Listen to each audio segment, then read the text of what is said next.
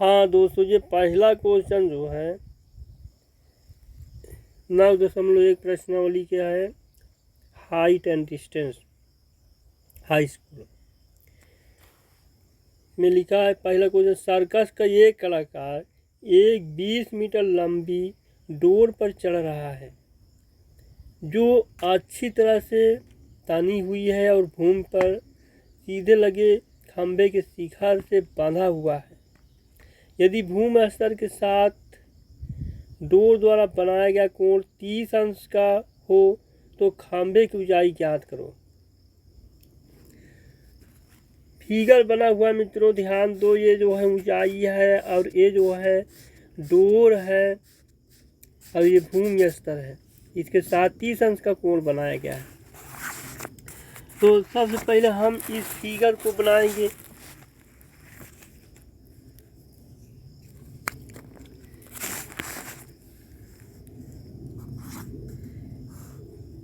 ये अपना फिगर है, ए बी सी 20 मीटर 30 अंश का कोण माना। त्रिभुज ए बी सी में ए बी बराबर h मीटर है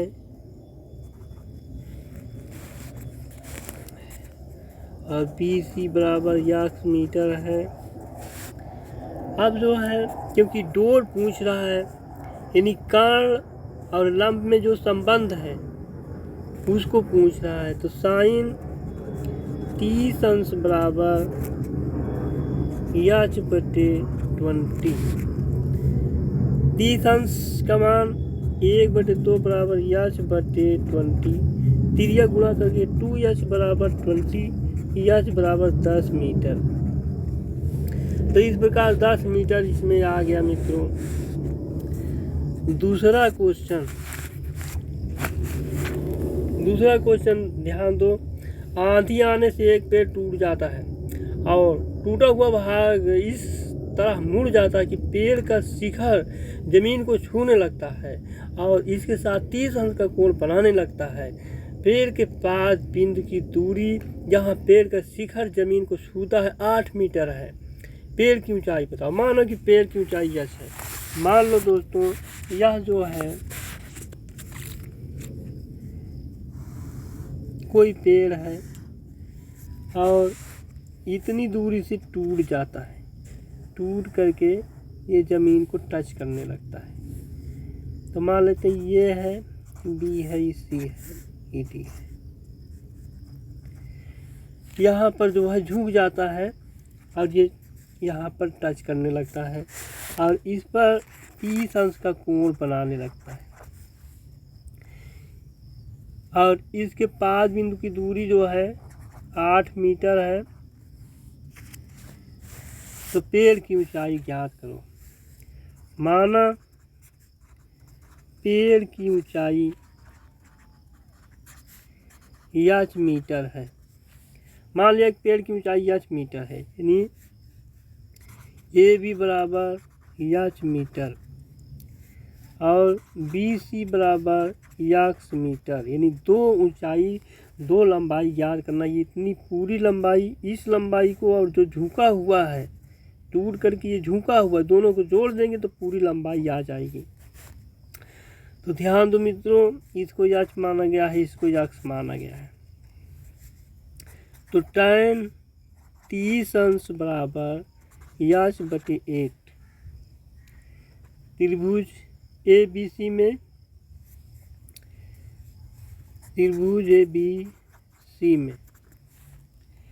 tan 30 अंश बराबर h बटे 8। 30 अंश का मतलब 1/√3 बराबर h बटे 8। मित्रों ध्यान दो, त्रिज्या गुणा करेंगे इसको इसके साथ, इसको इसके साथ, तो √3h बराबर 8 हो जाएगा। h बराबर 8/√3 हो जाएगी। ये समीकरण 1 हो गया। ये जो है समीकरण 1 हो गया। अब क्योंकि x भी निकालना है, इस लंबाई को भी निकालना है, तो क्योंकि कर्ण और आधार में जो संबंध है उस बात को बता रहा है। तो कास थीटा का इसमें सूत्र लगेगा, कास 30 अंश बराबर आधार बटे कर्ण, यानी कि 8 बटा यक्स √3/2 बराबर 8 बटा यक्स। कास 30 अंश का मान इतना होता है। अब तिरछा गुणा कर देंगे तो √3 यक्स बराबर 16, यक्स बराबर 16 बटे √3। अब ये दोनों लंबाई को जोड़ देंगे मित्रों तो पेड़ की कुल लंबाई आ जाएगी, यानी कुल लंबाई बराबर यक्स प्लस यक्स 8 बटे √3 प्लस 16 बटे √3। तो ये जो है 24 बटे √3 से ऊपर नीचे गुणा कर देंगे तो 24 बटे 3 √3, 3 8 24, 8 √3 इतना मीटर हो गया मित्रों। 8 √3 मीटर इसका आंसर आएगा। उसके बाद ये आपका तीसरा क्वेश्चन है। तीसरा क्वेश्चन यह कह रहा है कि एक ठेकेदार बच्चों को खेलने के लिए एक बाग में 2 फिसल पट्टी लगाना चाहती है, यानी 5 वर्ष तक के बच्चों के लिए कुछ अलग फिसलन पट्टी लगाना चाहती है और 5 वर्षों अधिक बच्चों के लिए कुछ अलग फिसलन पट्टी लगाना चाहती है। तो 5 वर्ष से कम के बालकों के लिए जो है फिसलन पट्टी जो लगाना चाहती है उसकी जो ऊंचाई है 1.5 मीटर है और वह जो है 30 अंश का कोण बनाता है। इससे अधिक विद्यार्थी यानी कि इससे अधिक बालकों की जो फिसलन पट्टी है उसकी ऊंचाई 3 मीटर है और वह जो है 60 अंश का कोण बनाती है। तो इसमें 2 फिगर बनेंगे मित्रों। तो पहला फिगर जो है इस प्रकार बनेगा, इसकी ऊंचाई 1.5 मीटर और ये 30 अंश का कोण बनाता है। और दूसरा त्रिभुज जो बनेगा XYZ या 60 अंश का कोण बनाएगा, इसके दुगुना 3 मीटर की ऊंचाई होगी। और फिसलन पट्टी की लंबाई ज्ञात करना है, यानी कि ये लंबाई ज्ञात करना है, इसमें कि ये लंबाई ज्ञात करना है। तो लंब बटे कर्ण या जो साइन थीटा का सूत्र लगेगा इसमें। तो त्रिभुज ABC में और त्रिभुज XYZ में। तो त्रिभुज ABC में साइन 30 अंश बराबर लंब बटा कर्ण 1.5 बटे, मान लेते हैं कर्ण को यक्स है, यहाँ भी यक्स मान लेते हैं। तो जो है ये यक्स हो गया 1/2 बराबर 1.5 बटे यक्स बराबर 3 मीटर। तो 5 वर्ष के बालकों के लिए जो है 3 मीटर हो गया। अब 5 वर्ष से अधिक बालकों के लिए साइन 60 अंश बराबर 3/x √3/2 बराबर 3/x 3x √3x बराबर 6, x बराबर 6/√3। √3 से ऊपर नीचे गुणा कर देंगे मित्रों।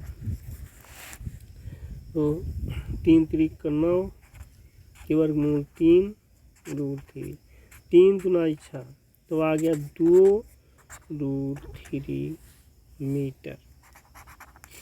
इस प्रकार ये हल हो गया। तो तीसरा के बाद चौथा क्वेश्चन है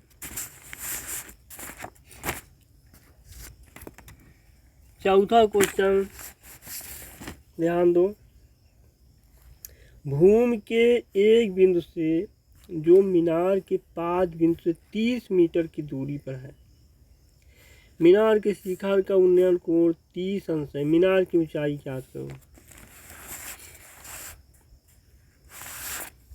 मान लेते हैं ये मीनार है, उसके 5 बिंदु से जो दूरी है वो 30 मीटर है और उसके शिखर का उन्नयन कोण 30 अंश है। ए बी सी माना ए बी बराबर याच मीटर, त्रिभुज ए बी सी में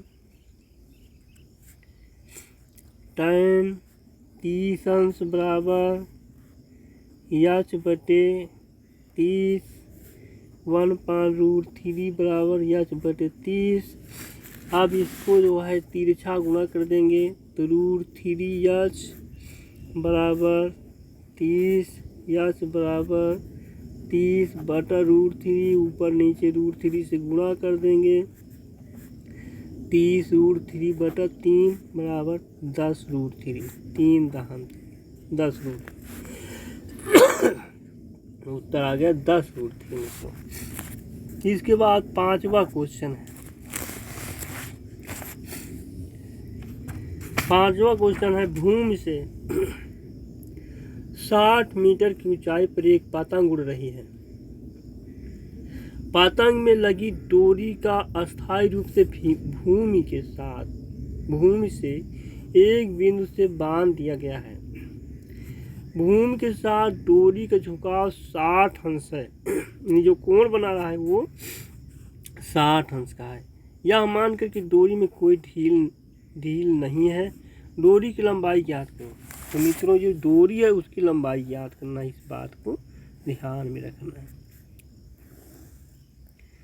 तो मित्रों एक बात है, इसकी जो जहाँ पर पतंग उड़ रही है वो 60 मीटर की ऊंचाई पर उड़ रही है। 60 मीटर की ऊंचाई पर ये पतंग उड़ रही है और झुकाव भी 60 अंश का है।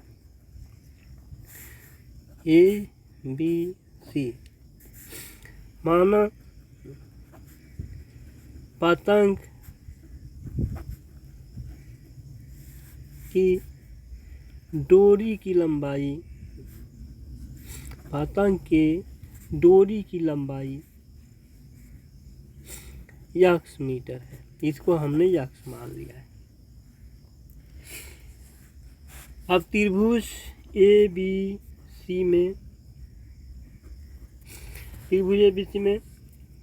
क्योंकि यहाँ पर साइन का सूत्र लगेगा, क्योंकि यहाँ लंब और कर्ण के संबंध को व्यक्त कर रहा है। साइन 60 अंश बराबर 60 बटा यक्स यानी कि लंब बटा कर्ण √3/2 बराबर 60 बटा यक्स। त्रिज्या गुणा करेंगे तो √3 यक्स 60 दूनी 120, यहाँ 120 हो गया। उसके बाद मित्रों क्या हो जाएगा, यहाँ 120 बटे √3 हो जाएगा और जो डोर की लंबाई है यहीं पर आ जाएगी। √3 से ऊपर नीचे गुणा कर देंगे। जब √3 से ऊपर नीचे गुणा कर दिया गया तो हो गया 120 √3 बटे 3। 3 से भाग देंगे, 3 × 12 40 √3 मीटर। तो पतंग की डोर की लंबाई 40 √3 मीटर आ गई मित्रों।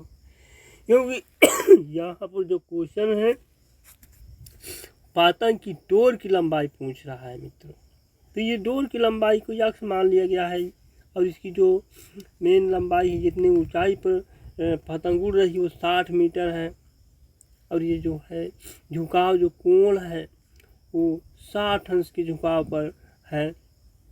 तो इस प्रकार इसकी लंबाई जो है 40 √3 मीटर आ गई मित्रों। Thank you for watching my video. यदि कोई गड़बड़ी हो बिल्कुल कमेंट करके मुझे बताना।